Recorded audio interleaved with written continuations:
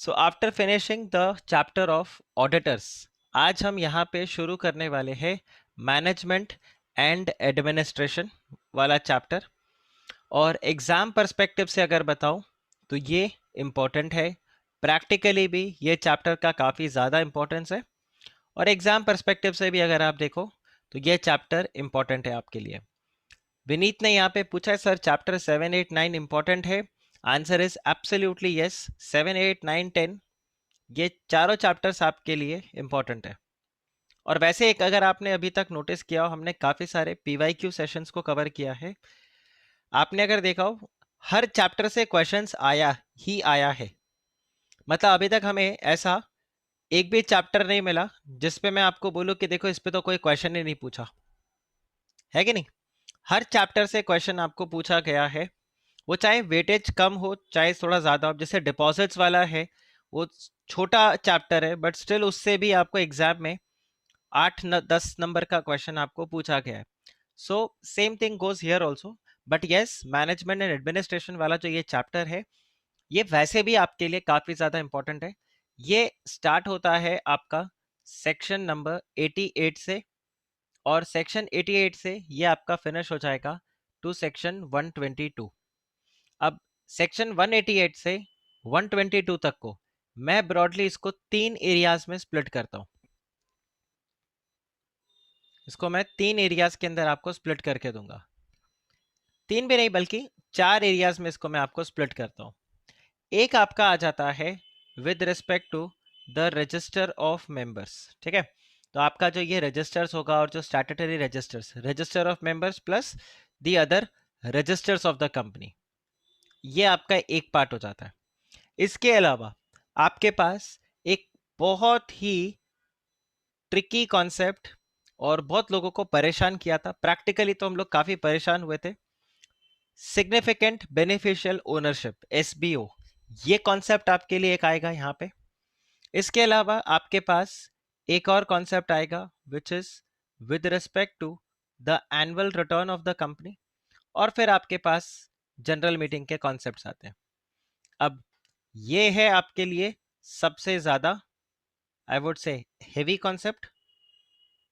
मैं कोशिश करूंगा इसको आपको जितना सिंपल करके पढ़ा सकूं उतना सिंपल बताऊं, बट यस अगर आप खुद से पढ़ने जाओगे तो ये आपके लिए सबसे हेवी कॉन्सेप्ट है। सबसे इजी कॉन्सेप्ट आपके लिए ये आ जाता है।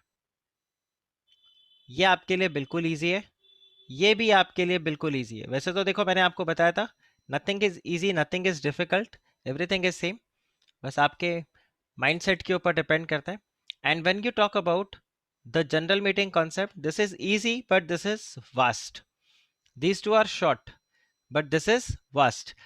उज्जवल आई थिंक आपका कैमरा ऑन हो गया, okay. So this is vast. ये जो जनरल मीटिंग वाला कॉन्सेप्ट है दिस इज वेरी वास्ट, बहुत कुछ इसके अंदर आपको मिलेगा। एनुअल रिटर्न वाला is very easy, it's very short. SBO वाला is short but it is heavy. तो ये है आपका, this is lengthy, this is easy but this is lengthy, this is very short, this is short but this is overall अगर आप देखो तो ये हैवी है। और ये आपका बेसिक, इसमें ऐसा कुछ नहीं है। देखो आप लोग जब इसको पढ़ोगे तो ऐसा आप कोई दिमाग में माइंडसेट मत रखना। ये मैंने आपको बताया जरूर है कि ये हैवी है, ये ऐसा है। इसका ये मतलब है कि कुछ टॉपिक्स आपको इसमें ऐसा होगा कि बहुत जल्दी समझ में आ जाएगा, यूल बी लाइक अरे वाह ये तो बड़ा इजी सा टॉपिक था। कुछ टॉपिक्स में हो सकता है आपको थोड़ा सा परेशानी हो। तो मेरा रीजन आप लोगों को बताने का ये था कि अगर कहीं पे परेशानी हो तो आप खुद पे डाउट मत करने लग जाना, और मेरे पे भी डाउट मत करना कि ये जब पढ़ाया तब तो फटाफट से हो गया, इसमें पता नहीं क्यों टाइम लग रहा है। तो इसका रीजन ये है क्योंकि वो टॉपिक ही वैसा है। ठीक है, और कई बार जैसे आप एसबीओ के कॉन्सेप्ट्स को देखो तो ऐसा लगता है कि गवर्नमेंट का इंटेंशन क्लियर है, पर वो कहना क्या चाहते हैं उसमें बहुत बार घुमाया फिराया गया है। तो ठीक है, सेक्शन 188 से 122 के बीच में आपके लिए एक बोनस है, और वो बोनस क्या है कि गवर्नमेंट ने सेक्शन नंबर 93 को ओमिट कर दिया। तो ये सेक्शन आपको नहीं पढ़ना, बाकी सारे सेक्शंस आपको यहाँ पे कवर करने हैं। ठीक है, सो लेट्स गेट स्टार्टेड। आज के लेक्चर में मैं आप लोगों के साथ क्या कवर करूंगा, आज के लेक्चर में हम कवर करेंगे सेक्शन 88, 89 90 में आप लोगों के साथ नहीं रखूंगा, फिर 91 92 और फिर 94 95, बस ये इतना सही मेरे को आपको पढ़ाना है। 96 ऑनवर्ड्स हो जाता है आपका जनरल मीटिंग। ठीक है, तो सिग्निफिकेंट बेनिफिशियल ओनरशिप का अगर आप देखो तो इसका सेक्शन है, एक सेक्शन 89 और एक है आपका सेक्शन 90, ये है 96 ऑनवर्ड्स। एनुअल रिटर्न के लिए अगर आप देखो तो सेक्शन नंबर 92 आता है, और रजिस्टर और इन सब के लिए देखो तो आपके पास है section 88, then you also have to cover section number 94 and then you have section number 95। So registers, returns, ये सब आपको यहाँ पर देखने को मिलेगा। 95 इसमें भी आ जाता है, बट ओवरऑल ये आपके पास रहेगा। तो आज हम इस वाले सेगमेंट को खत्म करेंगे और इस वाले सेगमेंट को खत्म करेंगे, then we will finish this part, और लास्ट में हम आएंगे सिग्निफिकेंट बेनिफिशियल ओनरशिप के ऊपर। तो इसमें आप देखो यहाँ आपको बताया जा रहा है रजिस्टर ऑफ मेंबर्स, और आगे क्या लिखा है, एक्सेट्रा, राइट। यहाँ पर आगे क्या लिखा हुआ है, एटसेट्रा। एटसेट्रा मतलब यहाँ पर और भी आपके जो सिक्योरिटी होल्डर्स हैं उन सब के बारे में आपको यहाँ पर मेंटेन करने को बोला गया है एक रजिस्टर। तो इधर क्या बता रहा है वो, it says that every company shell keep and maintain. Maintain का क्या मतलब है, what do you mean by the word maintain? Maintain word का क्या मतलब होगा? हम कई बार जैसे बोलते हैं यार आपने अपने आप को बड़ा अच्छा मेंटेन करके रखा है। So is it a one time activity और is it a consistent activity, prolonged, timely, consistent? हाँ ठीक है, timely, keep it till dissolution आप लोगों ने बताया। सो बेसिकली मेंटेन का ये मतलब हो गया, maintain is on a regular basis, consistent. ठीक है, ऐसा नहीं कि एक बार आपने रजिस्टर बना लिया फिर आप भूल गए, आपको कंसिस्टेंट बेसिस पे उसको मेंटेन भी करना होगा, उसको आपको रेगुलर रहना रहेगा, उसको आपको कॉन्स्टेंटली अपडेट भी करते रहना पड़ेगा। और क्या बताया हुआ है, it should maintain the following register in such form and in such manner as may be prescribed, namely, एक आपको क्या बताया हुआ है, रजिस्टर ऑफ मेंबर्स। अब देखो मेंबर्स कितने तरह के होते हैं, मेंबर्स आपके पास यहाँ पे वैसे तो कुछ नहीं, एक ही है, बट यहाँ पर आपको बताया है एच क्लास, तो अलग अलग क्लास ऑफ इक्विटी मेंबर से, जैसे इक्विटी, प्रेफरेंस।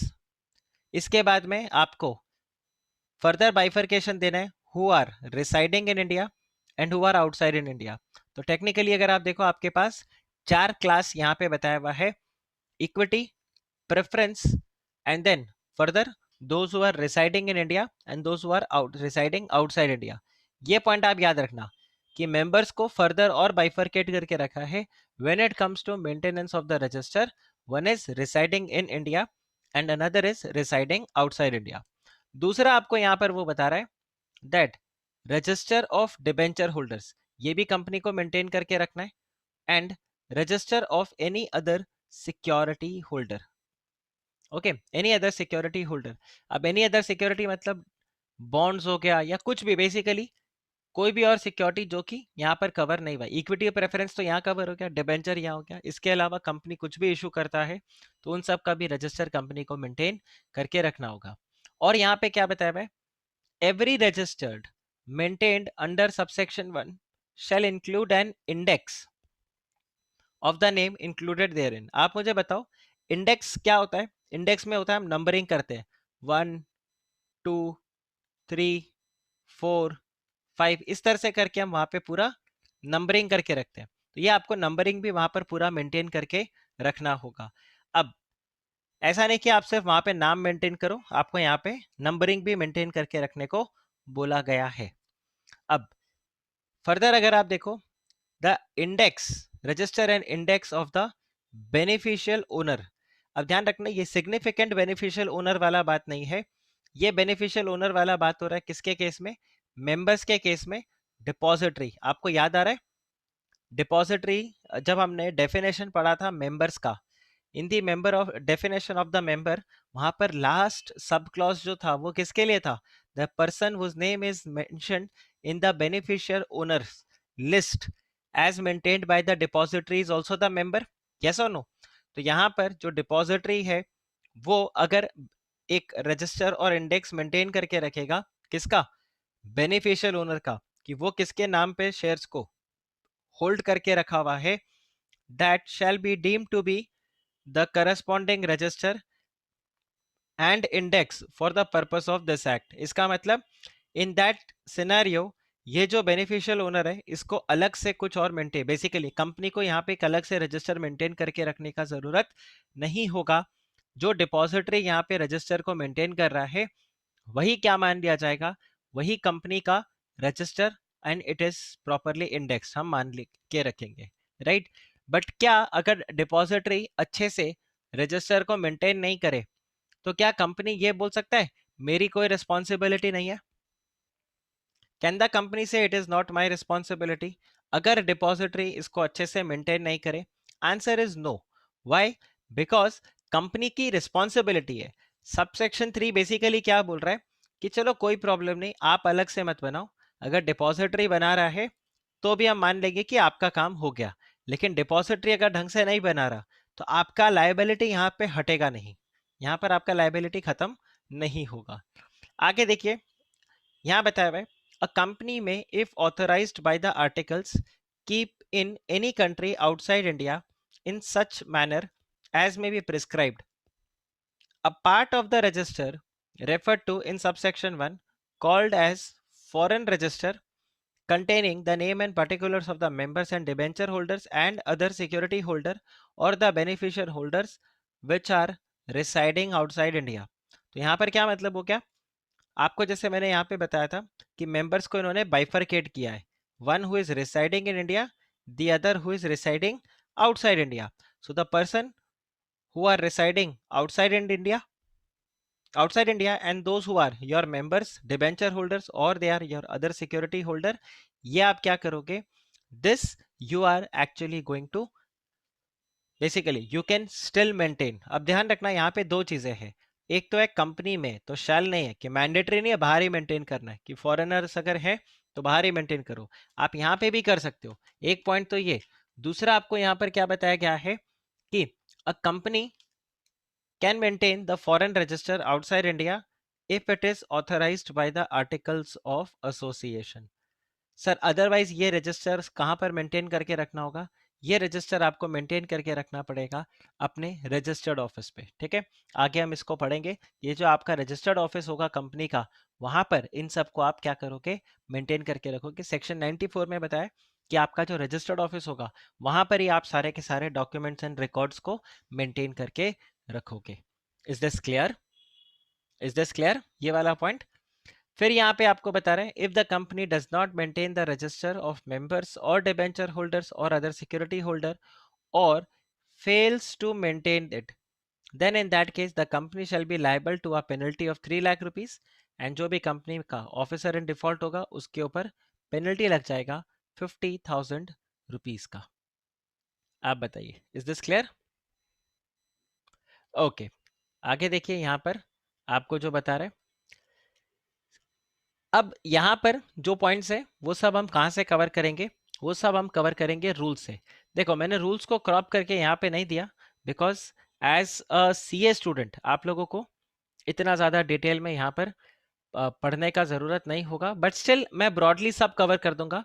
बट हम यही है कि वर्ड बाय वर्ड यहाँ पे नहीं जा रहे, फिलहाल मेरे सामने रूल्स खुले हुए हैं, पर मैं आपको यहाँ पे खाली ब्रॉड ब्रॉड जो पॉइंट्स है वो आपको यहाँ पे बता दूंगा जो काम की बात होगी।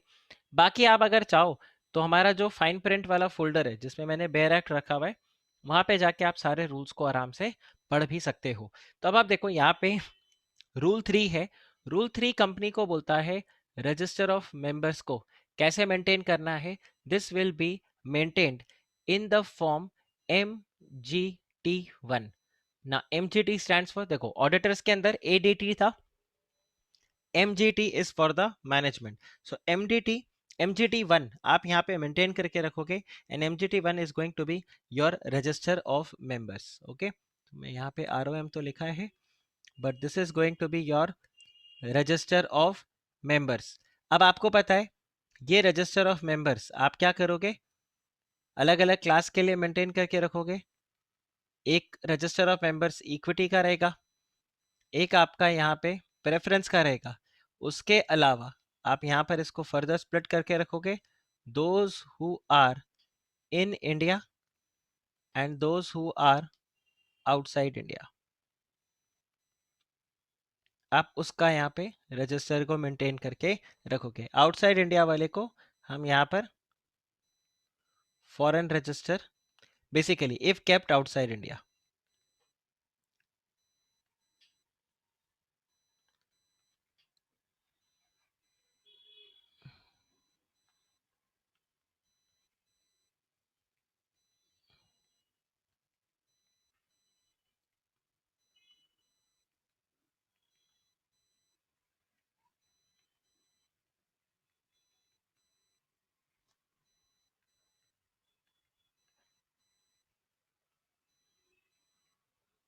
तो ये आपका यहाँ पर इस तरह से मेंटेन रहेगा। तो MGT1 आपको यहाँ पर मेंटेन करके रखना होगा। अच्छा, MGT1 के अंदर आपके कंटेंट्स क्या क्या होंगे, वहां पर आप लिखोगे what is the name of the member. फिर आप वहां पर बताओगे कि जो मेंबर है उसका एड्रेस क्या है। ठीक, फिर आप यहाँ पे उस मेंबर का ईमेल आईडी लिखोगे। अच्छा, आप मुझे बताओ ईमेल आईडी का क्यों जरूरत है? Why is the email ID needed? आज मेरे को आईटीसी से मेल आया है जिसमें इन्होंने मेरे को एड्रेस और ये सब क्यों चाहिए, करस्पॉन्डेंस, करेक्ट। आज मेरे को मेल आया है, आई विल शो यू। उसके अंदर इन्होंने मेरे को भेजा है एनुअल अपना जनरल मीटिंग और इन सब के लिए। चलो, एक चीज बहुत अच्छा होगा, ये देखो मैं आपको यहाँ पे भेज दिखाता हूँ। सो दिस इज आईटीसी। क्या आप ईमेल देख पा रहे हो? आप ये देखिए, एनुअल जनरल मीटिंग, बहुत अच्छा होगा। चलो, मैं आप लोगों के साथ यहाँ पे एक काम करूंगा, 4th से लेके 7th के बीच में ई वोटिंग भी होगा। हालांकि कोई बहुत रॉकेट साइंस नहीं है, ऐसा नहीं आपको कोई बहुत ही अलग से एक्सपोजर यहाँ पे मिल जाएगा, बट चलो हम इसको भी एक बार यहाँ पे पढ़ेंगे। ये देखो, ये एजीएम का notice, reports and accounts. I will email this reports and accounts to all of you. तो आप लोगों को एनुअल रिपोर्ट को पढ़ लेना। तो मैंने आपको जो बताया था, I will send it to you today, I will send you this. इसके अलावा ये एजीएम का नोटिस, हम इसको भी यहाँ पर एनालिसिस करेंगे after we study section 96 onwards वाले टॉपिक को। और फिर ये देखो, ई वोटिंग का पूरा कॉन्सेप्ट होगा, यहाँ पर हम सब देखेंगे। And we will also vote electronically. तो ये जो कमेंट्स होगा 7 तारीख को, तो 7 अगस्त को हम यहाँ पर क्या करेंगे, हम ऑनलाइन वोटिंग करेंगे 7। और ये ट्यूसडे को एंड होगा, तो मंडे को हमारा लेक्चर रहता है। मंडे को हम यहाँ पर लॉग इन करेंगे and we are going to do the voting. Okay, so will do that. और ये देखो, ये नोटिस आपको दिया गया है। रिमेंबर हम बात कर रहे थे ऑर्डिनरी बिजनेस, स्पेशल बिजनेस, याद आ रहा है आपको? Ordinary business and special business. तो ये देखिए, ये रहा आपके पास ऑर्डिनरी बिजनेस, और उसके बाद में आप देखो यहाँ पर आपको सब स्पेशल बिजनेस यहाँ पे मिल रहा है, ये दिख रहा है। तो ये देखो, आपको सब यहाँ पे सारे के सारे पॉइंट्स देखने को मिलेंगे। ठीक है, ये देखो, appointment of the cost auditor दिख रहा है, resolve that in correspondence to section 148 of the companies act. आप यहाँ पे कॉस्ट ऑडिटर को अपॉइंट कर रहे हो, या करेक्ट। फिर अगर मैं आपको यहाँ पे दिखाऊं तो आपको ओके, ये इतना ही है, बाकी ये सब देखो हम पढ़ेंगे। एक्सप्लेनेटरी स्टेटमेंट, हाँ, एजेंडा ऑफ नोटिस।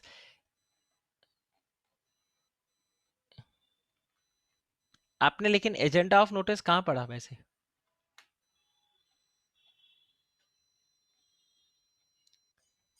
हम इसको भी पढ़ेंगे यहाँ पे। अच्छा, वो पूछ रहे हो, देखो एजेंडा ऑफ नोटिस नहीं होता, एजेंडा ऑफ मीटिंग होता है, कि हम मीटिंग क्यों कर रहे हैं।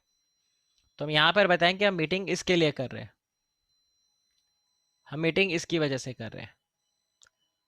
ओके, फिर ये देखो एक्सप्लेनेटरी स्टेटमेंट, देखो हम ये सब पढ़ने वाले, सेक्शन 108, ये सब प्रोविजंस हम करेंगे यहाँ पे। फिर आप ये देखो, हम जब सेक्शन 123 ऑनवर्ड्स पढ़ेंगे नेक्स्ट चैप्टर, तो हम यहाँ पर अनक्लेम्ड डिविडेंड ये वाले टॉपिक को भी पढ़ेंगे। Will cover all these things, ये सब आपका आएगा। और फिर ये देखो, ये ऐसे इंस्ट्रक्शंस और सब दिया हुआ है, राइट। ये देखो एक्सप्लेनेटरी स्टेटमेंट, ये पूरा तैयारी आपको। Will study all this, we are going to cover और बहुत मज़ा आएगा आप लोगों को और अंडरस्टैंडिंग भी रहेगा। तो अब ये देखो, ये मेरे को मेल पे आया। एड्रेस क्यों चाहिए? डिविडेंड वगैरह का वारंट, ठीक है, अगर वो सब मेरे को सेंड करना है तो एड्रेस जो रहेगा वहीं पर आप दोगे।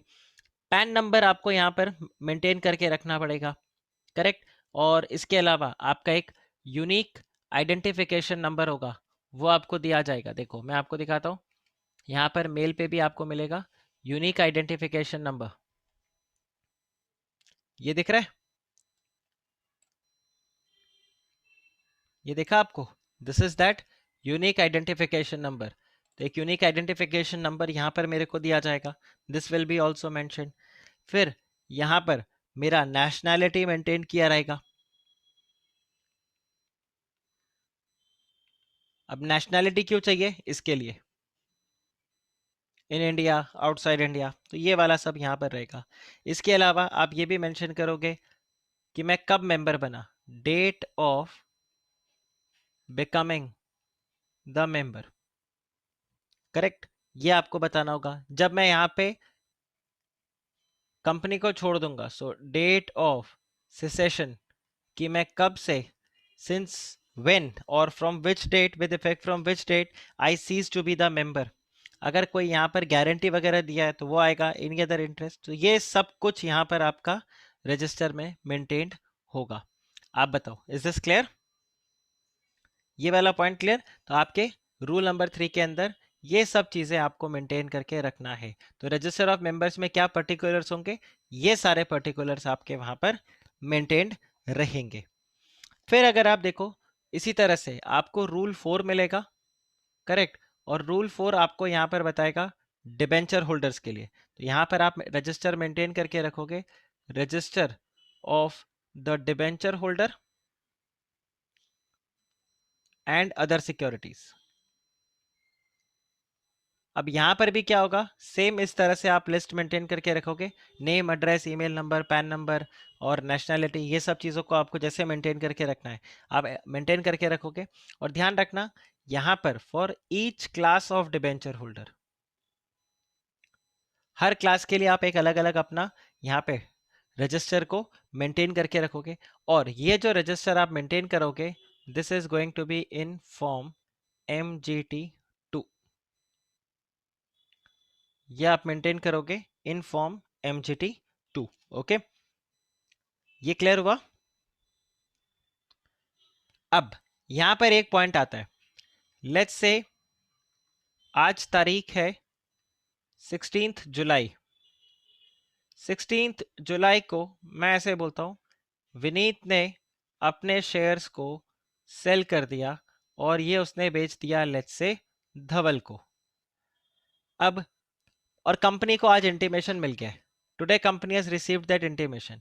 आप मुझे बताओ रजिस्टर ऑफ मेंबर में कब चेंज किया जाएगा? When this change should happen, immediately, और या क्या टाइम आपको दिया हुआ है? तो इसके लिए आपको क्या बताया हुआ है कि रजिस्टर ऑफ मेंबर में ये जब चेंज होगा कि विनीत के नाम से अब धवल के नाम को मेंटेन करके रखना है, ये आपको दिया हुआ है रूल नंबर 5 के अंदर। सो रूल नंबर 5 बेसिकली बात करता है with respect to the maintenance. और मेंटेनेंस में मैंने आपको बताया था कि बेसिकली कॉन्सेप्ट्स आपको किस चीज का मिलेगा, रेगुलरली अपडेट करने का, correct. Regular on a consistent basis आपको यहाँ पर इसको मेंटेन करना होगा। तो मेंटेनेंस के लिए यहाँ पर क्या पॉइंट बताया हुआ है कि रजिस्टर ऑफ मेंबर के अंदर आप जो भी एंट्रीज यहाँ पे करोगे, this entry should be made with in 7 days, 7 दिन के अंदर अंदर आपको यहाँ पर मेंटेन करना होगा। ये जो भी आपका एंट्री होगा with in 7 days from let's say the shares allotment, अगर आपने शेयर अलॉट किया तो 7 दिन के अंदर अंदर आपको ये मेंटेन करके रखना पड़ेगा, राइट। या फिर जैसे ही आपका शेयर यहाँ पे ट्रांसफर हो जाता है, एज सुन एज आपका यहाँ पे शेयर ट्रांसफर हो जाता है, उसके लिए आपको मतलब ऑब्वियसली जैसे इस वाले केस में ट्रांसफर हो रहा है, और यही अगर जब शेयर्स अलॉट होंगे तो 7 दिन के अंदर अंदर जब आप अलॉट करोगे आपको यहाँ पर एंट्री मेंटेन करके रखना होगा। फिर जैसे मैंने आपको बताया था, this registers these registers are to be maintained at the registered office of the company, right.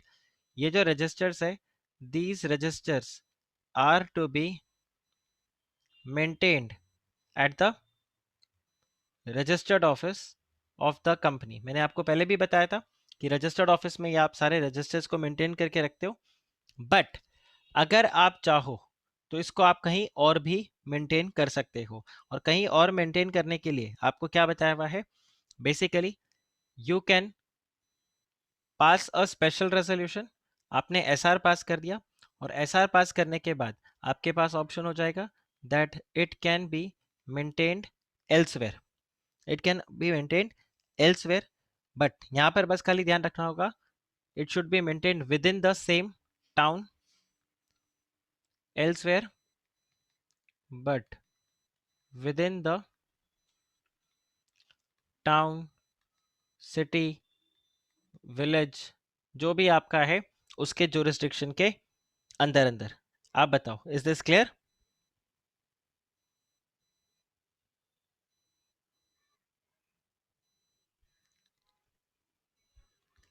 And in fact you can also put it, so let's say एक कंपनी है जिसका कि रजिस्टर्ड ऑफिस है, let's say in Gujarat, but company के ज़्यादातर members जो है वो कहाँ पर है, मुंबई है। So they can maintain it at any other place also, you can maintain it any other place अगर 1/10 ऑफ द मेंबर उस जगह रिसाइड करते हैं।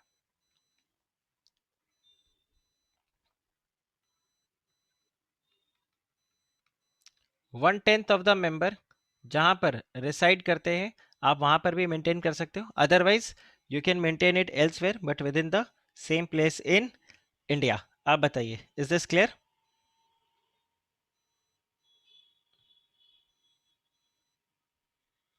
सिमिलरली अगर कंपनी ने बाईबैक किया, ठीक है, कोई भी कॉर्पोरेट एक्शन होता है, so after any corporate action जैसे कि सपोज करो बाईबैक हो गया, ठीक है, और let's say sweat equity share हो गया, स्टॉक स्प्लिट हो गया, ईसॉप एटसेट्रा, ये सब अगर हो जाता है तो इन सब के अंदर भी आपको कितने दिन का टाइम दिया गया है, अगेन 7 डेज का टाइम दिया गया है। तो जब से आप ये कॉर्पोरेट एक्शन करते हो वहां से विद इन 7 डेज आपको यहाँ पे सारे के सारे एंट्रीज को मेंटेन करना होगा। प्लस अगर आप यहाँ पे मेंबर के स्टेटस को चेंज करते हो, right, if the status of the member is changed, in that case you will have to also state the reason for that, right, कि आपने ये स्टेटस क्यों चेंज किया, तो यहां आपको बताना पड़ेगा। सिमिलरली आपने ये भी देखा था rectification of the register of members, याद आ रहा है? Rectification in the register of members, जब हमने शेयर कैपिटल एंड डिबेंचर्स वाला चैप्टर पढ़ा था तो उसमें देखा था। No Raunak, this is for all the companies, this is for all the companies, every company shall maintain, right, ये एक उसके लिए नहीं है, पब्लिक कंपनी के लिए नहीं, this is for all the companies. देखो कैसे पता चलेगा, आप अगर यहां पे वर्ड देखो तो स्टार्टिंग वर्ड क्या है,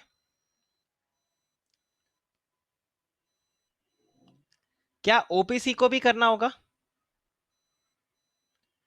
क्या ओपीसी को भी मेंटेन करके रखना होगा, क्या डोरमेंट कंपनी को भी मेंटेन करके रखना होगा, एक ऐसी कंपनी जो काम वगैरह नहीं कर रहा है, क्या डोरमेंट कंपनी को भी काम करके रखना होगा, इस तरह से मेंटेन करना होगा? Answer is yes, until unless उनको रूल्स के थ्रू कोई एग्जाम्शन दिया गया हो या फिर कुछ और उनको किसी भी तरीके से एग्जाम्शन हो तो बात अलग है, अदरवाइज उनको यहाँ पर सब बताना होगा। अच्छा, आपने देखा था rectification of the register of members, हमने देखा था एनसीएलटी के थ्रू आपका रेक्टिफिकेशन हो जाता है रजिस्टर ऑफ मेंबर का। तो अगर एनसीएलटी का ऑर्डर की वजह से यहाँ पर आपका रेक्टिफिकेशन होता है तो अगेन आप उसको यहाँ पर चेंज करोगे एंड आपको यहाँ पर रेफरेंस देना पड़ेगा, right. So rectification of register of member and this is due to the NCLT order तो आपको वहां पर ये भी रीजन देना पड़ेगा कि ऐसा क्या हुआ था, कि जो कोर्ट का ऑर्डर आया, और ये सब चीजें आपको यहाँ पर मेंटेन करके रखना पड़ेगा। ओके। इसी तरह से अगर कोई सेबी ऑर्डर पास करता है, कुछ भी रहता है, तो ये सब आपको यहाँ पर मेंटेन करके रखना होगा। अच्छा, एक और पॉइंट यहाँ पे आ जाता है, this is with respect to the listed companies. ठीक है, अगर कोई लिस्टेड कंपनी है,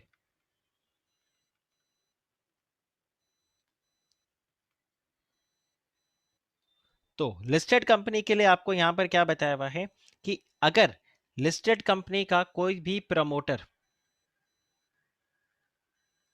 अपने शेयर्स को प्लेज करवाता है, उस पर कोई चार्ज क्रिएट करता है, हाइपोथेटिकेशन क्रिएट करता है, ठीक है, तो वो सब को आपको एंटर करना होगा रजिस्टर के अंदर with in 15 days of the event. ठीक है, तो प्रमोटर अगर अपने होल्डिंग के ऊपर प्लेज, हाइपोथेटिकेशन, चार्ज एटसेट्रा कुछ भी क्रिएट करे,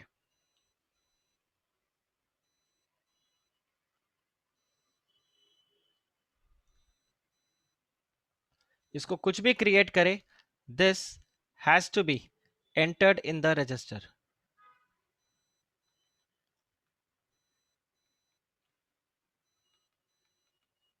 इनफैक्ट क्रिएट करे या फिर उसको रिवोक करे,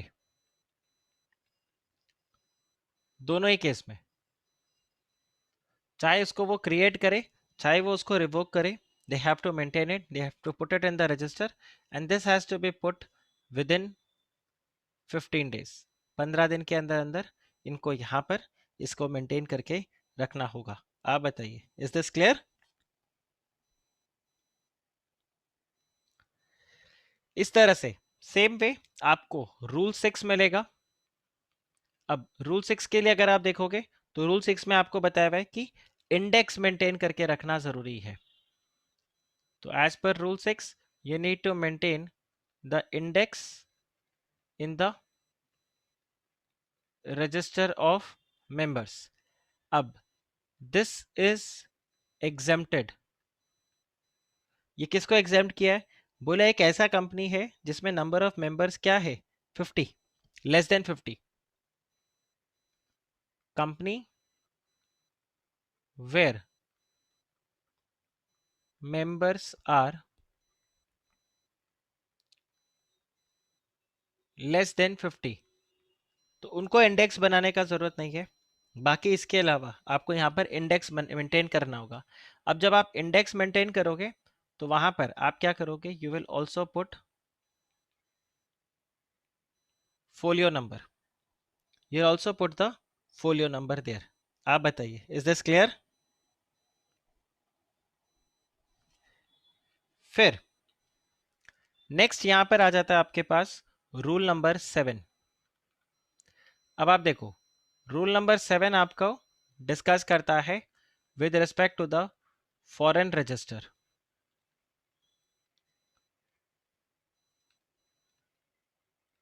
हमने यहां पर देखा था कि अगर 1/10 ऑफ द मेंबर किसी सिटी के अंदर या किसी टाउन में किसी विलेज में रिसाइड करते हैं और आपका रजिस्टर्ड ऑफिस वहां पे नहीं है, तो कंपनी क्या कर सकता है, स्पेशल रेजोल्यूशन पास कर सकता है और एसआर पास करके रजिस्टर को वहां पर मेंटेन करे, तो यहाँ पर कोई दिक्कत नहीं होगा। अब अगर हम यहाँ पे देखते हैं तो यहाँ पर आ रहा है फॉरेन रजिस्टर का। फॉरेन रजिस्टर के लिए हमने ऑलरेडी इधर चेक किया था कि दो कंडीशंस थे, it should be authorised by the articles also, correct. तो यहाँ पर आर्टिकल्स ऑफ एसोसिएशन से अथॉरिटी होना चाहिए, तो कंपनी यहाँ पर बाहर मेंटेन कर सकता है अपने रजिस्टर ऑफ मेंबर्स को, या जो भी आपका सिक्योरिटी होल्डर होगा या भी बेसिकली डिबेंचर होल्डर होगा उसके लिए। तो यहाँ पर फॉरेन रजिस्टर के लिए आपको बताया हुआ है कि अगर कंपनी ने कोई भी शेयर कैपिटल, डिबेंचर या सिक्योरिटी उसको इशू किया है इंडिया के बाहर, right, and if it is authorised by the articles of association, तो जैसे पहला पॉइंट आपको यहाँ पर क्या होगा, it should be authorised by the articles of association, then in that case ये क्या कर सकते हैं, ये रजिस्टर को बाहर मेंटेन कर सकते हैं। किस रजिस्टर में? उस कंट्री में foreign register can be maintain where these debenture holders, members of the company, they all reside. So पहला point ये foreign register, and this can be kept in the country where the members or the security or the debenture holders they reside. ये जहां पर भी reside करते हैं वहां पर आप इसको मेंटेन कर सकते हो. अब ये आप जब मेंटेन करोगे, this would be maintained in form MGT3. इसको आप MGT3 के अंदर मेंटेन करके रखोगे, और ये आपका बेसिकली क्या रहेगा, विद इन 30 डेज जब आप इसको करोगे आपको ROC को इंटीमेट करना होगा. So you need to intimate it to the ROC within 30 days of basically incorporating the foreign register. तो अगर आप फॉरेन रजिस्टर बाहर मेंटेन करोगे, if that country's law contravene this, then देखो रौनक, टेक्निकली अगर आप देखो, मतलब थियोरेटिकली बात सही है, बट प्रैक्टिकली आप देखो यहाँ पर कोई ऐसा कॉन्ट्रावेंशन का बात हो नहीं रहा है. यहाँ पर एक बस खाली रजिस्टर मेंटेन करने का बात हो रहा है. तो सपोज करो कंपनी का कोई ब्रांच ऑफिस बाहर है और वहाँ से शेयर्स वगैरह अलॉट वगैरह कुछ किया गया है, तो उधर आकर एक रिकॉर्ड कीपिंग के लिए कर रहे हो. तो कुछ ऐसा नहीं है कि आप वहाँ पे कोई बिजनेस कर रहे हो या ऐसा, आप सिर्फ रिकॉर्ड्स वहाँ पे मेंटेन कर रहे हो. So there is going to be no problem in this particular case.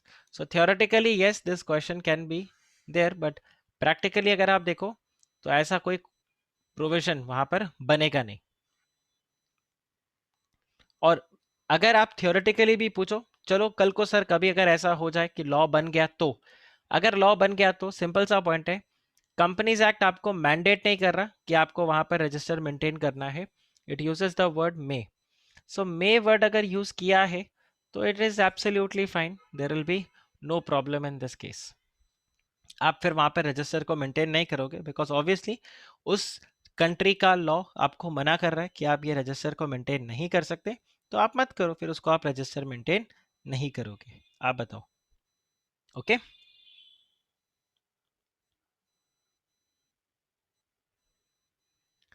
Right. इसके अलावा यहाँ पर बताया हुआ है कि ये जो फॉरेन रजिस्टर है ये आप सेम फॉर्मेट में मेंटेन करके रखोगे. Right, this has to be maintained in the same format. तो आप ROC को इंटीमेट करोगे, plus you are also going to maintain it in the same format. जैसे आप यहाँ पे प्रिंसिपल रजिस्टर को मेंटेन करते हो, तो जो रजिस्टर आप इंडिया में मेंटेन कर रहे हो उसी की तरह से आप यहाँ पर सेम रजिस्टर को मेंटेन करोगे. अच्छा, एक तो आपको बताया गया कि आप ROC को यहाँ पे इंटीमेट करोगे 30 डेज के अंदर अंदर, जैसे ही आप इसको इनकॉर्पोरेट करोगे. अब ROC को क्या बताओगे कि ये रजिस्टर आपने कहाँ पर मेंटेन किया, क्या किया. इसके अलावा जब भी आप इस रजिस्टर में कोई चेंजेस वगैरह करोगे, आपको इसके लिए क्या करना होगा, हर 15 दिन के अंदर अंदर आपको फिर डेटा जो है वो ट्रांसमिट करना पड़ेगा to the registered office of the company. ठीक है, तो यहां पर मैं नेक्स्ट पॉइंट इस तरह से लिख देता हूं, that company to transmit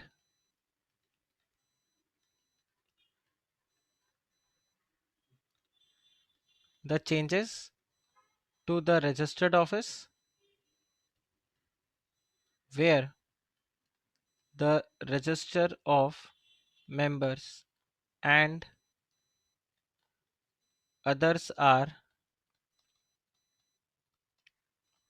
maintained, and this has to be done within 15 days.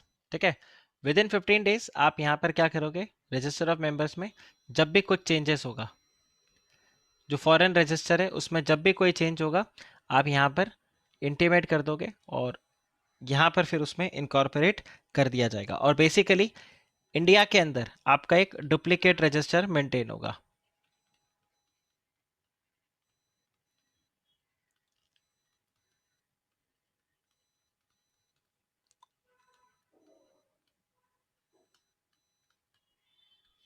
This is in addition to another part. तो यहाँ पर आप एक डुप्लीकेट रजिस्टर मेंटेन करके रखोगे और ये पार्ट होगा किसका, आपके मेन रजिस्टर का।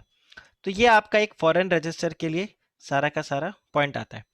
फिर अगर आप देखो तो जब भी आप इसमें कोई भी एंट्री करोगे, ठीक है, जब भी आपके इन रजिस्टर्स में कोई भी एंट्री होगा, this has to be authenticated, right. So the registers rather entry in the register, this has to be authenticated by the directors of the company। Company secretary है तो कंपनी सेक्रेटरी, और अगर company secretary आपने appoint नहीं कर रखा है तो फिर एनी अदर ऑथराइज्ड पर्सन। जो भी आपका यहाँ पर ऑथराइज्ड पर्सन होगा जिसको आपने अथॉरिटी दिया है वो आप यहाँ पर करोगे। आप बेसिकली ये क्या करेंगे, they are going to sign और फिर बताएंगे। अच्छा आप एक चीज़ देखो, ये रजिस्टर ऑफ मेंबर्स और इन सब के लिए इतना सारा स्ट्रिक्ट रेगुलेशंस क्यों बनाया, मतलब लगभग आप देखो हमने यहाँ पे 6 रूल्स पढ़ लिए। रूल नंबर 3, 4, 5, 6, 7, 8, हमने ये रूल्स को यहाँ पे पढ़ा है। आप मुझे बताओ, और नहीं मेंटेन करने पे इतना सारा पेनल्टी वगैरह लग रहा है, why such kind of a rule has been made, इतना स्ट्रिंजेंट क्यों बना के रखा है रूल्स को, इन्होंने इतना रूल्स को स्ट्रिंजेंट क्यों बना के रखा है।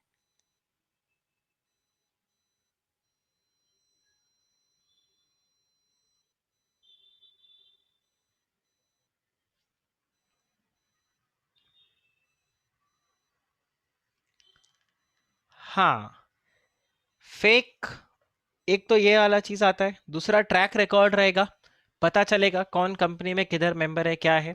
और इसके अलावा ये जो रजिस्टर ऑफ मेंबर्स और ये सब चीजें रहेंगी ना, ये आप यहाँ पे ध्यान रखना, this is going to be basically your conclusive evidence. मतलब अगर इसमें एंट्री आपका हो गया है, then in that case this is what, this is a conclusive evidence कि आपका जो भी अगर मेरा नाम सपोज करो कंपनी के रजिस्टर ऑफ मेंबर्स में है तो दैट्स द कंक्लूसिव प्रूफ कि मैं उसका मेंबर हूं। और आप देखो रिकॉर्ड्स भी किस तरह से मेंटेन करवा रहे हैं, आप कब मेंबर बने, आप कब गए। तो पुरानी कुंडली अगर मेरे को खोलनी है तो वो सब यहाँ पे खुल सकता है with the register of members. और अगर ये कल को इसमें कोई बाधा आती है, क्यों, क्योंकि बोला कंपनी ने ये सब मेंटेन करके नहीं रखा, तो डंडे पड़ेंगे कंपनी को और फिर इस तरह से पीनल प्रोविजन डाल दिया, राइट। मतलब कहीं पर भी किसी चीज को आपको फॉलो करवाना है तो एक सबसे अच्छा तरीका क्या रहता है, या तो लोगों को अपडेट करके रखो कि मतलब जागरूक रहे वो कि वो खुद ही माने, या फिर आप लगा दो उस चीज के ऊपर पीनल प्रोविजन। जितना ज्यादा स्ट्रिक्ट पीनल प्रोविजन उतना ज्यादा उसका कंप्लायंस हो जाएगा, राइट। जैसे अभी हमने देखा मास्क लगाने पे स्पिटिंग, सिंगापुर जाओ उधर एक बार पान का पिचकारी मार के देखो, जिंदगी में पान नहीं खाओगे दोबारा, ठीक है। इंडिया में अपना चलता है क्योंकि पीनल प्रोविजन नहीं है। जिस दिन इंडिया में भी पीनल प्रोविजन हो जाएगा उस दिन यहाँ पर भी जो दीवार है नीचे से वो लाल होना बंद हो जाएगा। तो सिंपल पॉइंट यहाँ पे आता है कंपनी के ऊपर, इसीलिए इतना स्ट्रिक्ट पेनल्टी बना के रखा हुआ है। आगे हम पढ़ेंगे कि ये एक कंक्लूसिव प्रूफ होता है, this is given in your section number 95, that is a conclusive evidence, right. So ये आपका था सेक्शन नंबर 88। फिर जैसे मैंने आपको बोला था सेक्शन 89, 90 ये हम आज नहीं करेंगे, ये एक अलग से हमारा एक लेक्चर होगा, उसमें हम सिर्फ यही दो सेक्शंस को पढ़ेंगे। अब हम आगे बढ़ते हैं और हम देखते हैं सेक्शन नंबर 91। अब सेक्शन नंबर 91 में आपको बता रहा है power to close the register of members या debenture holders and other security holder. अब आप देखो आज काफी अच्छा है कि ये आईटीसी का मेरे को मेल आया हुआ है, so I can give it to you. See यहां पर आप अगर देखो तो ये देखो ये लाइन आप पढ़ पा रहे हो जो मैंने हाईलाइट किया, मैं थोड़ा और जूम आउट कर देता हूं so that you can do this. क्या आप ये देख रहे हो,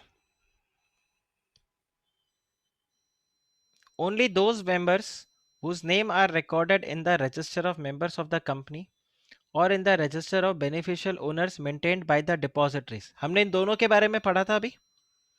As on the cutoff date, that is Wednesday 4th, will be entitled to cast their vote by remote e-voting or e-voting during the AGM. Those who are not the members on the cutoff date should accordingly treat the AGM notice for information purpose only. Yes or no? Correct. अब इसको मैं आपको यहाँ पे बताता हूँ। तो इसका क्या मतलब होता है? सी, ये नोटिस कब आया है? ये नोटिस मुझे आज आया है 16 जुलाई को। अच्छा, ई वोटिंग कब होना है? ई वोटिंग होगा ऑन 4 अगस्त। अब यहां पर इन्होंने क्या बोल दिया कि भले ही 16 को मेरे को रजिस्टर ऑफ मेंबर आ गया हो, बट 4 अगस्त को, ठीक है, अगर मैं कंपनी के रजिस्टर ऑफ मेंबर्स में मेरा नाम है तो ही मैं ई वोटिंग कर सकता हूं, नहीं तो मैं ई वोटिंग नहीं कर सकता। और अगर सपोज करो 4 अगस्त को रजिस्टर ऑफ मेंबर में मेरा नाम नहीं होगा तो मैं ई वोटिंग नहीं कर पाऊंगा। अच्छा सर, आपका नाम रजिस्टर ऑफ मेंबर में क्यों नहीं होगा? क्योंकि मैंने शेयर्स को बेच दिया, ठीक है, तो मेरा नाम वहां पर नहीं है। अब आप एक सिनेरियो देखो, कंपनी के लिए कितना ज्यादा डिफिकल्ट हो जाएगा कि 16 जुलाई को, ठीक है, कंपनी ने सबको नोटिस भेजा। अब 4 अगस्त को जब यहाँ पे वोटिंग करवाना है तो उस इंसान ने, सपोज करो ये मेरे पास शेयर था, मैंने यहाँ से शेयर्स बेच दिया सलोनी को। अब आप यहाँ पर सिनेरियो देखो कितना डिफिकल्ट होगा। सलोनी 4 अगस्त को बोलेगी देखो मैं कंपनी के शेयर होल्डर हूँ तो वोटिंग राइट मुझे मिलना चाहिए, लेकिन वोट कौन कर रहा है मेरे नाम पे? आनंद कर रहा है। क्यों? क्योंकि आनंद को 16 जुलाई को ये मेल गया था, तो आईडी पासवर्ड वगैरह जो सब कुछ इसके पास है। अब मैं यहाँ पर बोलूंगा देखो मेरे को रजिस्टर ऑफ मेंबर्स, मतलब 16 जुलाई को जब ये नोटिस दिया गया था तब रजिस्टर ऑफ मेंबर में मैं था, मुझे ईमेल आईडी पासवर्ड आया तो मैं यहाँ पे वोट करूंगा। सलोनी तो उस वक्त ही नहीं। आप समझ रहे हो कितना कंफ्यूजन होगा? राइट। सिमिलरली सपोज करो आज कंपनी ने डिविडेंड डिक्लेयर कर दिया। आप इस तरह से सिनेरियो देखो, कंपनी ने सपोज करो यहाँ पे 4th है और कंपनी का एजीएम है 11 अगस्त को, ठीक है। 11 अगस्त को कंपनी ने डिविडेंड बांटा और कंपनी ने बोला 50 रुपीज पर शेयर डिविडेंड हम बांटेंगे। वैसे ऐसा बांट नहीं रहे, एग्जाम्पल दे रहा हूँ। अब 11 अगस्त को तो सलोनी मेंबर थी, क्योंकि देखो मेरे पास से शेयर सलोनी के पास चला गया। अब 11 अगस्त को तो सलोनी मेंबर थी, लेकिन ये डिविडेंड ऐसा थोड़ी ना होता है कि वो एजीएम में ऐसे कैश उड़ाना शुरू कर देंगे जैसे फिर हेरा फेरी में बाबू भैया उड़ाते हैं। ऐसा थोड़ी ना कि ले लो 50 50 50 50, ऐसा नहीं होगा। आपके अकाउंट में ट्रांसफर किया जाएगा, सब कुछ रहेगा। अब दिक्कत ये है, सलोनी ने ये शेयर को भले ही 11th को होल्ड किया हो, लेकिन जब 16 अगस्त को ये डिविडेंड एक्चुअल में डिस्ट्रीब्यूट हो रहा था, उस दिन ये शेयर किसके पास था? विनीत के पास था। अब जब डिविडेंड बांटने का बारी आएगा, विनीत कटोरा लेके वहां पे रहेगा। अब विनीत इसको लिटरल में मत लेना, मैंने इसे कटोरा लेके मतलब you will be expecting the dividend with you. Vineet को डिविडेंड मिलेगा नहीं, लेकिन ये डिविडेंड किसके कटोरे में पहुंच जाएगा? सलोनी के कटोरे में पहुंच जाएगा। सलोनी बोलेगी कि मैं उस दिन मेंबर थी तो मेरे को मिलना चाहिए, और विनीत बोलेगा कि देखो आप आज डिविडेंड बांट रहे हो, आज तो मैं मेंबर हूं, मुझे मिलना चाहिए, आप सलोनी को कैसे दे रहे हो? तो मतलब बेसिकली किसी एक के भी आप कटोरे में वो शेयर को डालो, मतलब डिविडेंड को डालो, दूसरा वाला पक्का झगड़ा करेगा ही। सलोनी को मिले तो विनीत झगड़ा करेगा, और विनीत को मिले तो सलोनी को झगड़ा। तो यहाँ पर हाँ बिल्कुल मारा मारी पिटम पिटाई पूरा यहाँ पर चालू हो जाएगा। फिर हेरा फेरी का ओपनिंग सीन से हम शुरू हुए थे और क्लाइमैक्स पे हम पहुंच जाएंगे। बिल्कुल वो मारपीट होगा, सब कुर्ता फुर्ता फाड़ते फिरेंगे इधर उधर। करेक्ट। ऐसा सिनेरियो नहीं हो, ऐसा सिनेरियो नहीं हो, इसके लिए कंपनीज एक्ट में एक प्रोविजन कर दिया है, और वो प्रोविजन किसका है? Where you are going to close the register of members. अब close the register of members का क्या मतलब होगा? कंपनी पब्लिक एट लार्ज को या अपने मेंबर्स को इंटीमेट करेगा और क्या बोलेगा कि देखो 1 अगस्त को हम रजिस्टर ऑफ मेंबर्स को क्या करेंगे? क्लोज करेंगे। ठीक है, 1 अगस्त को हम यहाँ पे अपने रजिस्टर ऑफ मेंबर्स को क्लोज कर देंगे। तो जिसका भी नाम 1 अगस्त को कंपनी के रजिस्टर ऑफ मेंबर्स में होगा, उस इंसान को मिलेगा डिविडेंड, उस इंसान को मिलेगा वोटिंग राइट्स। ओके। अच्छा, डिविडेंड कब बटना है? डिविडेंड बटना है 11th को। वोटिंग राइट्स कब होना है? 4th को। आया आपको समझ में? अच्छा, अब कोई फर्क नहीं पड़ता कि 4th को शेयर कौन होल्ड कर रहा था, 11th को शेयर कौन होल्ड कर रहा था। Now what is going to matter is only that 1 अगस्त को कौन शेयर होल्ड कर रहा था। अगर 1 अगस्त को शेयर मैं होल्ड कर रहा था तो वोटिंग राइट भी मेरे को, डिविडेंड भी मेरे को। अगर सलोनी होल्ड कर रही थी तो वोटिंग राइट डिविडेंड दोनों सलोनी को। अगर विनीत होल्ड कर रहा था तो यहां पर वोटिंग राइट और ये सब दोनों ही किसको मिलेगा? विनीत को मिलेगा। यहां पर कमेंट सेक्शन पे एक आंसर आया है रौनक की तरफ से, रिकॉर्ड डेट है ना, एग्जैक्टली exactly। तो यहां पर कंपनी एक रिकॉर्ड डेट को अनाउंस करेगा, ठीक है, और बोलेगा इस दिन। अच्छा, रिकॉर्ड डेट के बाद में आपका रजिस्टर ऑफ मेंबर क्लोज हो जाएगा। रिकॉर्ड डेट तो एक दिन होगा, रजिस्टर ऑफ मेंबर क्लोज हो जाएगा। अब यहाँ पे रजिस्टर ऑफ मेंबर कब तक क्लोज रहेगा? लेट्स से इनको पता है कि 16 दिन के अंदर अंदर हमारा सब कंप्लीट हो जाएगा, तो वो बोलेंगे हम रजिस्टर ऑफ मेंबर को क्लोज कर रहे हैं 16 डेज के लिए, हम रजिस्टर ऑफ मेंबर को क्लोज कर रहे हैं 30 डेज के लिए। तो यहाँ पर ये रजिस्टर ऑफ मेंबर आपका पूरा क्लोज हो जाएगा, और जिस दिन रिकॉर्ड डेट आएगा उस दिन जिसका भी नाम होगा उसको ये सारा कॉर्पोरेट डिविडेंड मिलेगा। आप बताइए, डज दिस मेक सेंस? आपको लॉजिक समझ में आ गया कि रजिस्टर ऑफ मेंबर को हमें क्यों क्लोज करना है, क्यों इसको इस तरह से रखना है? ओके, अब अगर आप यहाँ पे देखो तो यहाँ सेक्शन नंबर 91 आता है और वो क्या बता रहा है?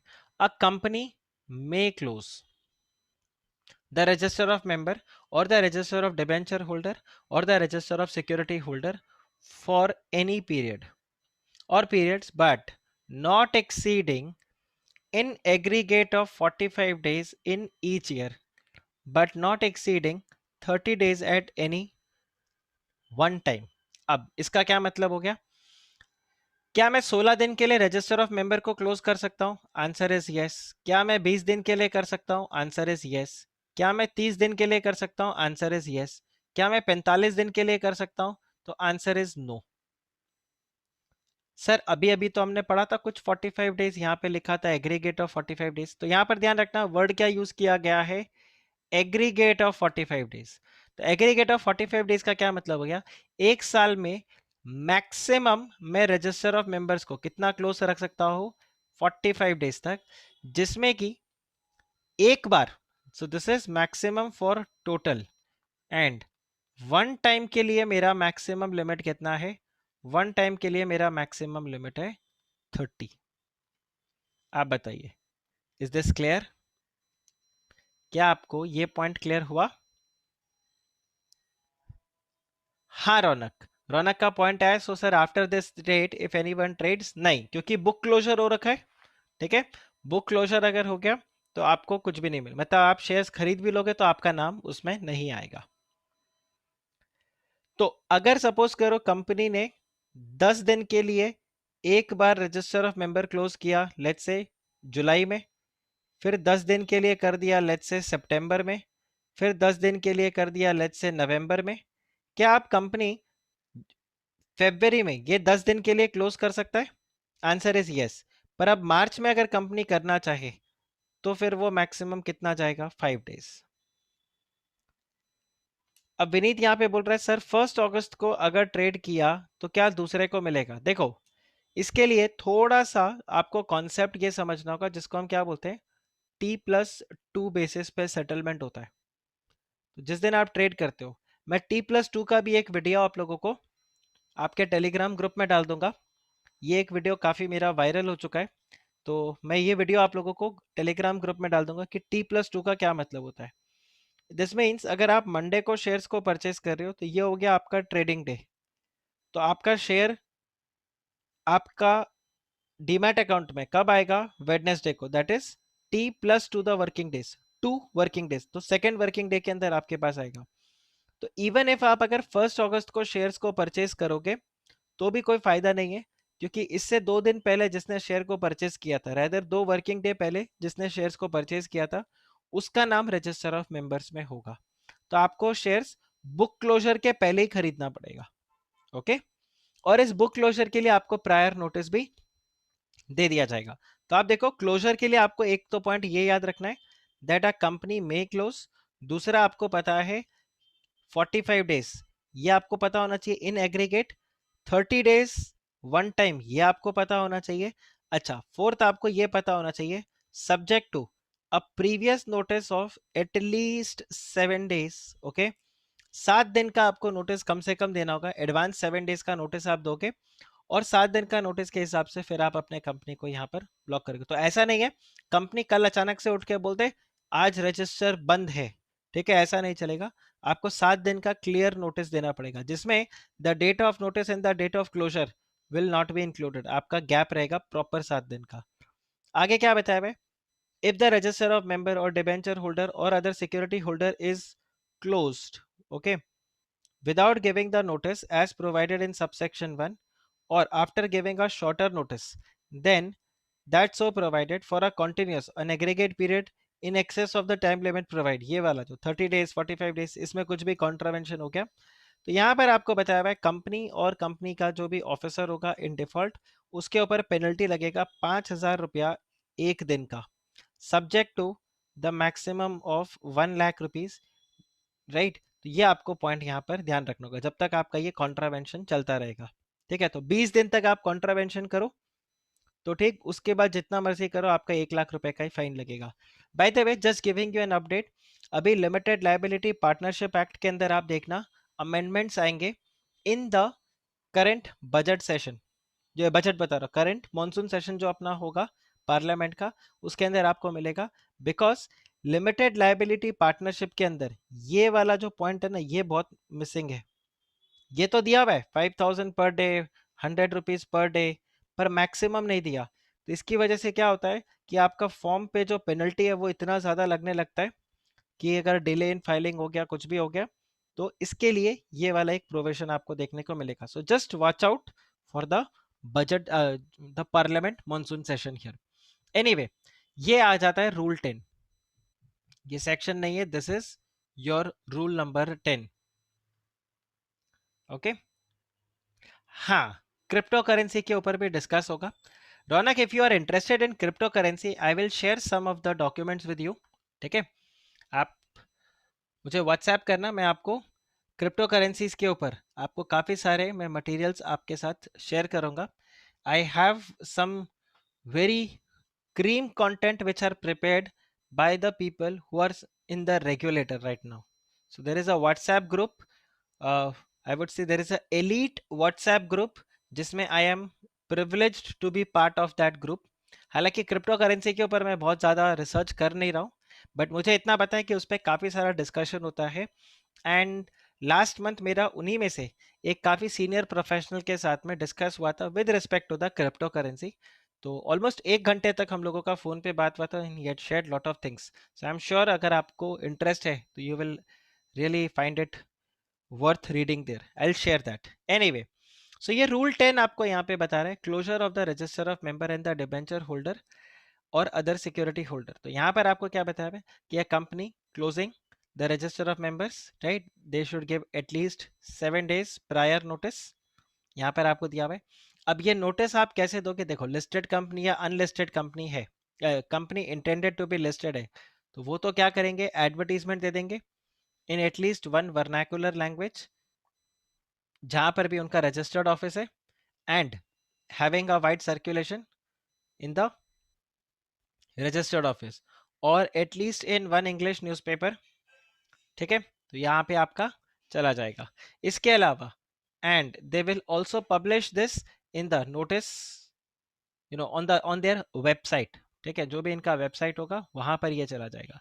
However the provisions of sub rule 1 is not applicable to a private company, private company के लिए कोई दिक्कत नहीं है, प्रोवाइडेड दैट, मतलब प्राइवेट कंपनी को ये एडवर्टीजमेंट और ये सब कुछ करने का ज़रूरत नहीं है, न्यूज़पेपर में ये सब पब्लिश या वेबसाइट पे भी पब्लिश करने का ज़रूरत नहीं है। अगर वो क्या करते हैं, if they serve notice to all the members of the private company of not less than 7 days prior to the closure of register of member, तो 7 दिन के पहले पहले आपको यहाँ पर बताना होगा।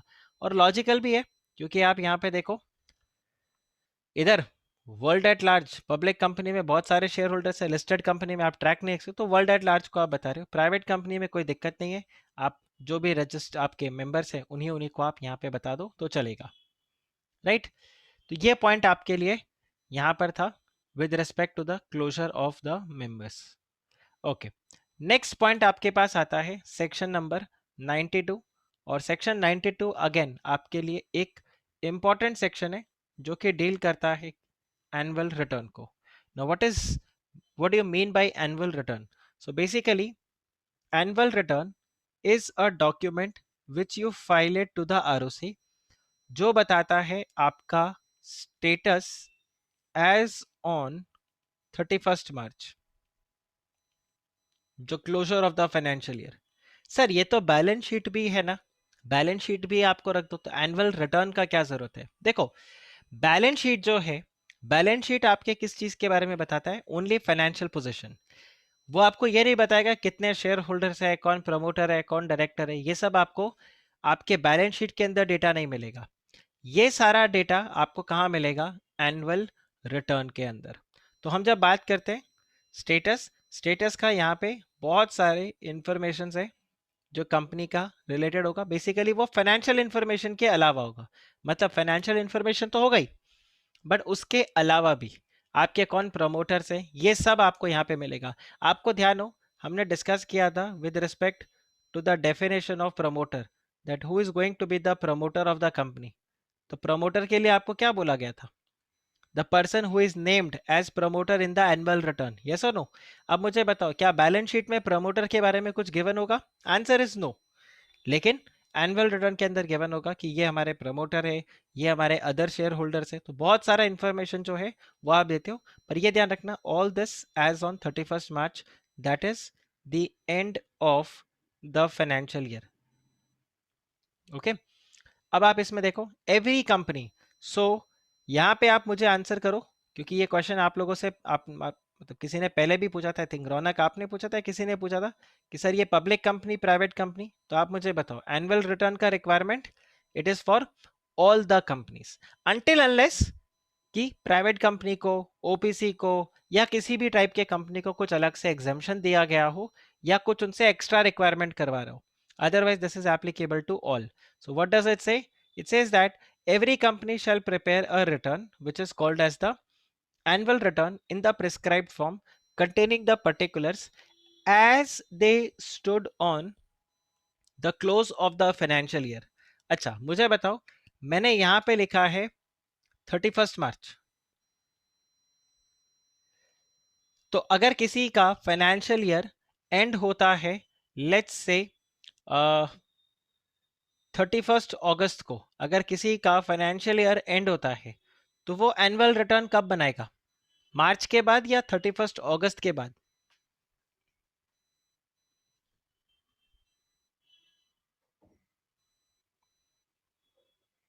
31 अगस्त, करेक्ट, धवल ने आंसर किया 31 अगस्त।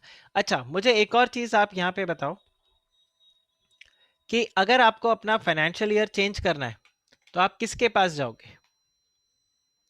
अगर आपको अपना फाइनेंशियल ईयर चेंज करना है तो आप किसके पास जाओगे? मैं आपको तीन ऑप्शन देता हूं, आरओसी, रीजनल डायरेक्टर या NCLT.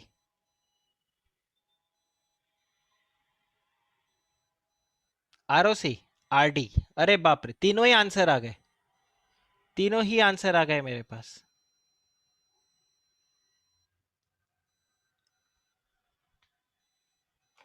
It is regional director. पहले एनसीएलटी था, अब आप सीजी अप्रूवल लोगे रीजनल डायरेक्टर का। ओके, एनीवे, अब अगर आप यहाँ पे देखो तो क्या क्या इंफॉर्मेशन आपको देना है। देखो ये सारे इंफॉर्मेशन आपको बैलेंस शीट के अंदर नहीं मिलेंगे। आपको ये बताना होगा कि आपका रजिस्टर्ड ऑफिस कहाँ है, आपका प्रिंसिपल बिजनेस एक्टिविटीज क्या क्या है, राइट, आपका प्रिंसिपल बिजनेस एक्टिविटी क्या है। इसके अलावा you will also provide the particulars of the holding subsidiary and associate company. आप बताओगे आपके कितने शेयर्स हैं, कितने डिबेंचर्स हैं, कितने अदर सिक्योरिटीज हैं, और उनका शेयर होल्डिंग पैटर्न भी आप बताओगे। अब शेयर होल्डिंग पैटर्न के लिए अगर आप देखो तो यहाँ पर आप शेयर होल्डिंग पैटर्न में बताओगे बेसिकली प्रमोटर्स, एंड यहां पर आप बताओगे नॉन प्रमोटर्स।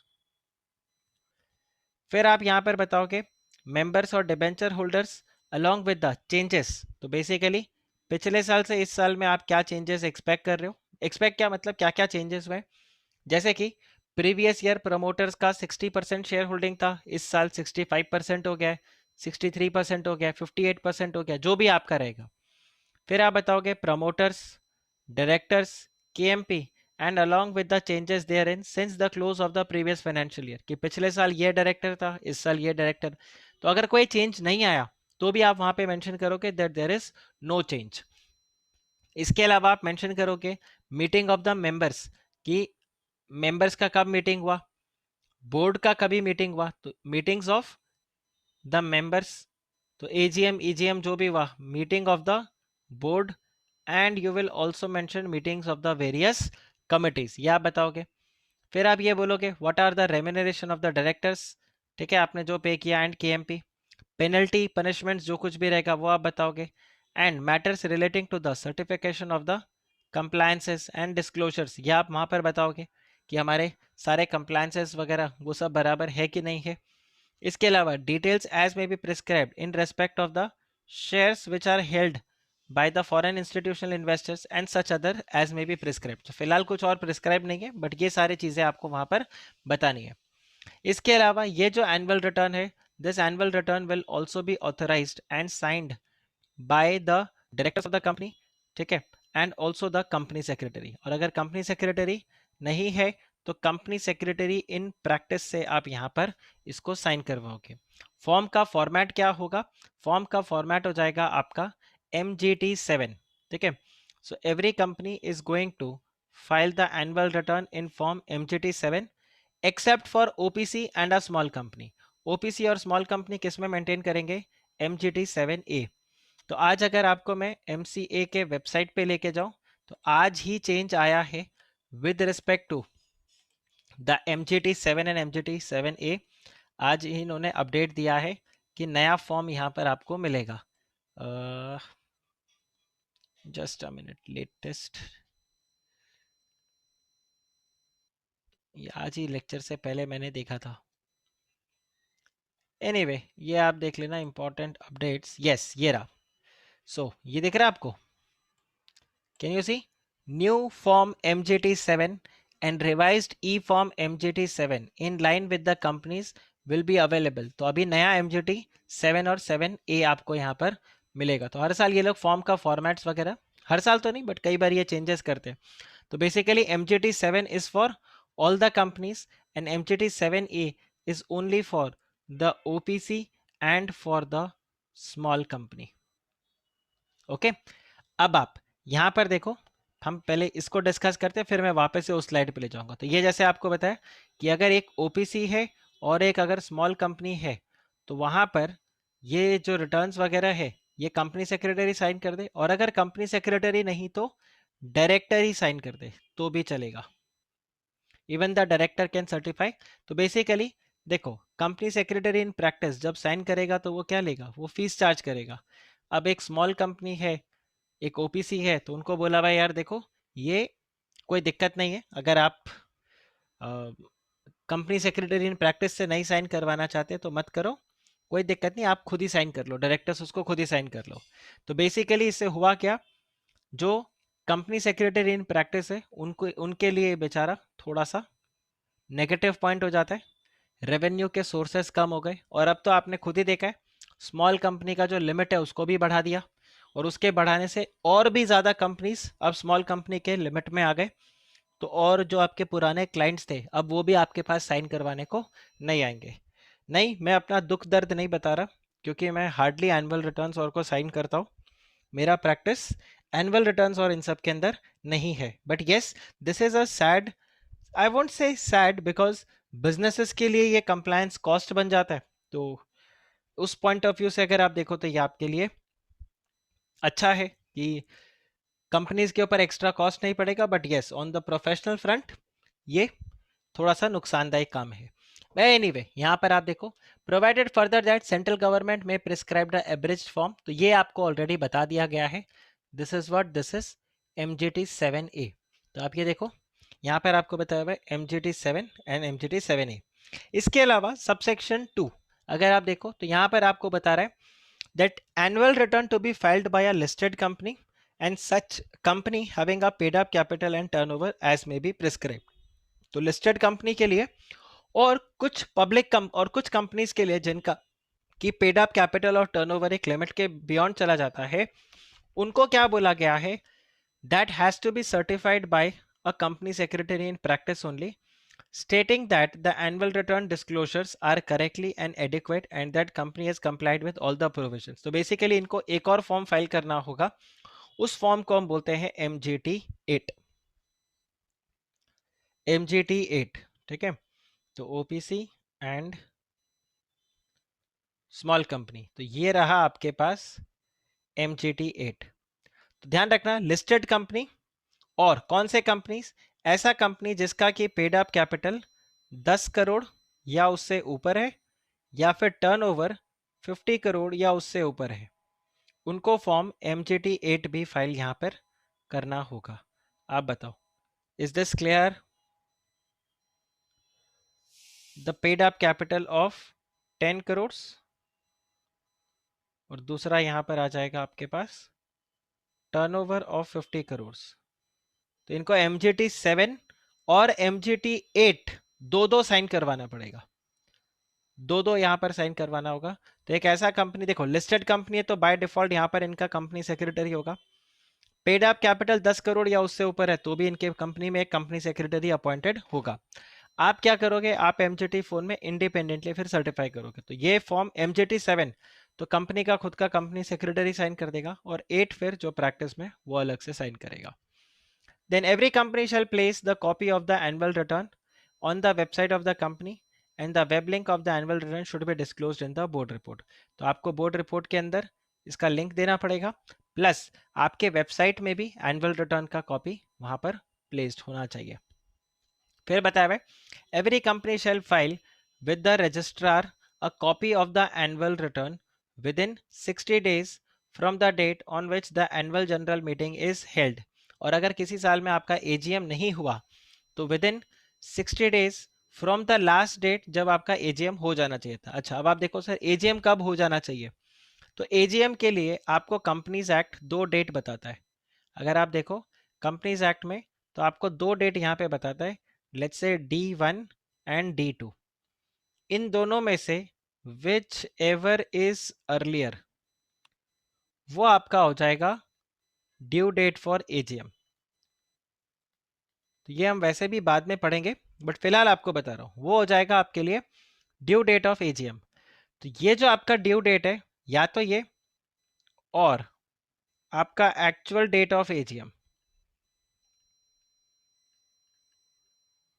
इससे विद इन 60 days आपको ये ROC को फाइल करना होगा। तो ये जो आपका MGT7 MGT8 है ये आपको यहाँ पर फाइल करना होगा। So it has to be filed to the registrar of the company a copy of the annual return.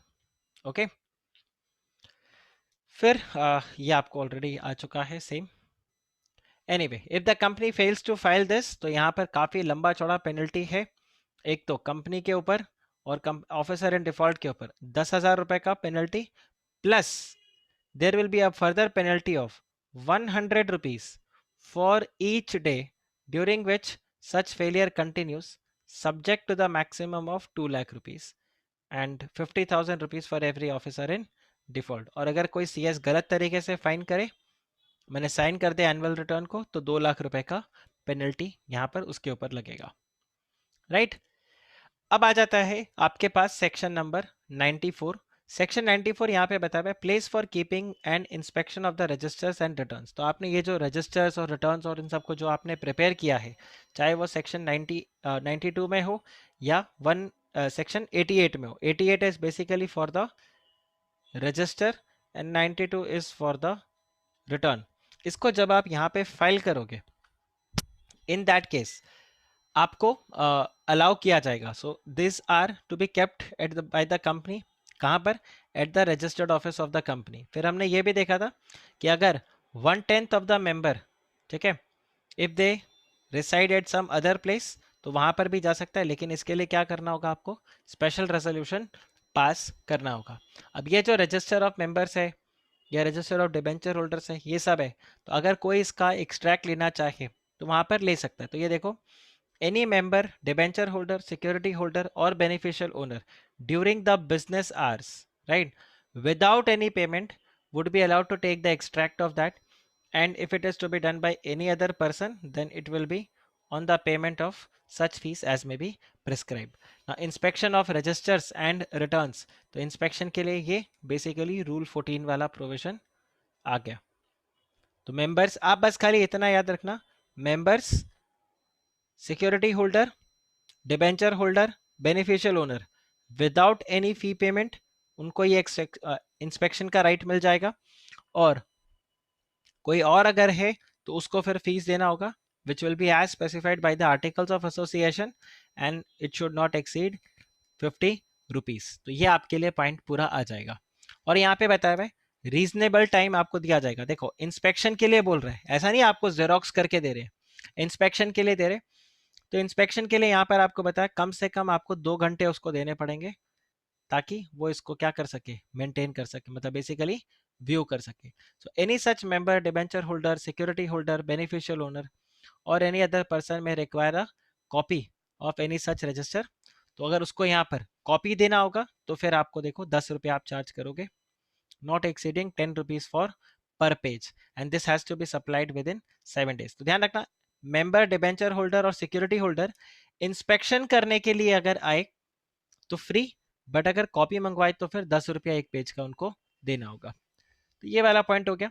इसमें यहाँ पर ये भी बताया कि अगर वो एक्सट्रैक्ट लेना चाहे तो वो एक्सट्रैक्ट ले सकता है विदाउट एनी पेमेंट ऑफ फी, और कॉपी अगर चाहिए तो उनको फिर पेमेंट यहाँ पर करना होगा। तो ये सेम पॉइंट आपके पास आ गया। And if any inspection or the making of any extract or copy is refuse, then again यहाँ पर पेनल्टी आपके ऊपर लग जाएगा। Preservation of the register of members, तो यहाँ पर देखो the register of members along with the index should be preserved permanently and shall be kept in the custody of the company secretary of the company or any other person who is authorized by the board. However, the register of debenture holders जो है ये आपको maintain करके रखना पड़ेगा for a period of 8 years from the date of redemption. Okay? और copy of annual returns जो है ये भी आपको 8 साल तक यहाँ पे मेंटेन करके रखना होगा।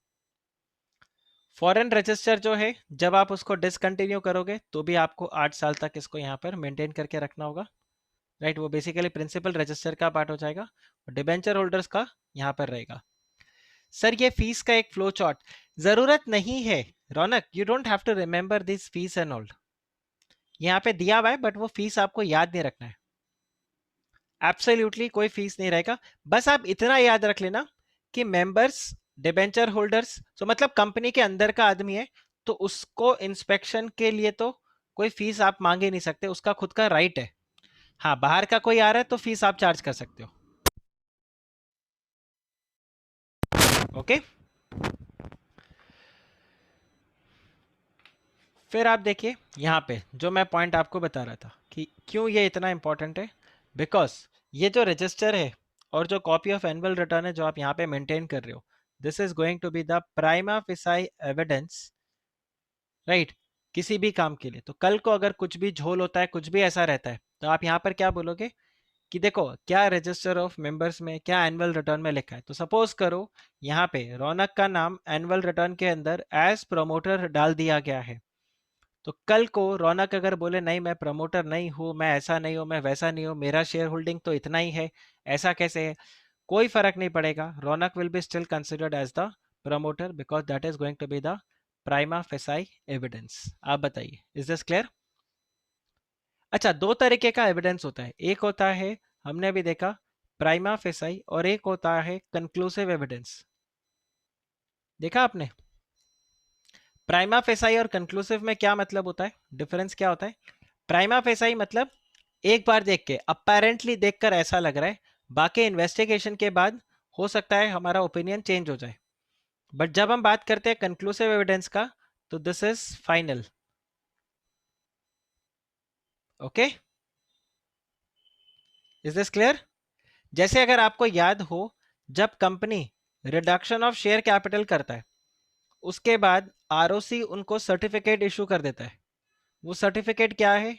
That is the conclusive evidence. But otherwise अगर आप देखो तो यहां पर जैसे आपको बताया, this is the prima facie evidence. Okay, अब हम नेक्स्ट लेक्चर में शुरू करेंगे from AGM. We will start from section 96 onwards, और हम एजीएम को यहां पर कंप्लीट कर देंगे। तो अगला जो पूरा हफ्ता आपका रहेगा, that will be dedicated only to the annual general meeting. तो 3 लेक्चर्स जो हमारे होंगे उसमें सिर्फ हम एजीएम के बारे में यहाँ पर पढ़ेंगे। Okay, so that's it for your today's lecture. Take care, bye bye, happy learning.